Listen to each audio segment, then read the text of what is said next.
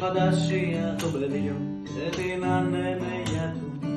Αχ, να μπορούσαν να στείλουν να ζήσω ανάμεσα τους, που μοιάζει σύννεφο καπνός και γιορτινή φωτιά τους, όπως τη θάλασσα φυσά πανέμου στα μαλλιά τους.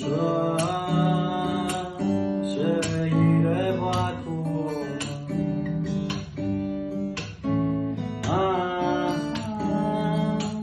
σε γυρεύω ακούω.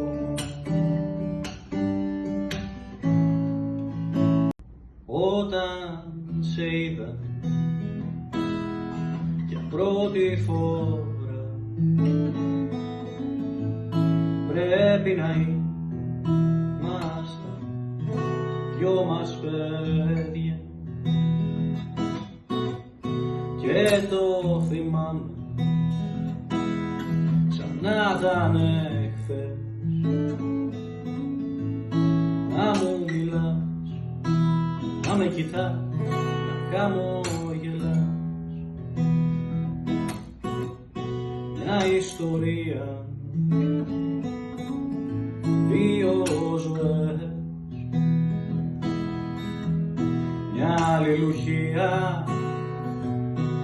που αναμνήσεις πάγε, κι όπως περνάνε τα χρόνια και οι εποχές, που να σε τώρα, που ήσουν χθες. Κωμικό, αν θες, κομμάτι, και μιλάει και για την γάτα και το σκύλο και ιστορίες. Λόγια να σου πω, τη στιχά για να σου γράψω, αφού δεν θέλεις να με δεις, ούτε ζωγραφιστώ. Ξέρω τα μιλάω ότι σου είμαι ανεπιθύμητος, και πώς να το συλλάβω αυτό που ζω. Μια, δυο, τρεις νύχτες μου περνάνε, οι μέρες γίνανε ένα μπάχαλο στο μυαλό.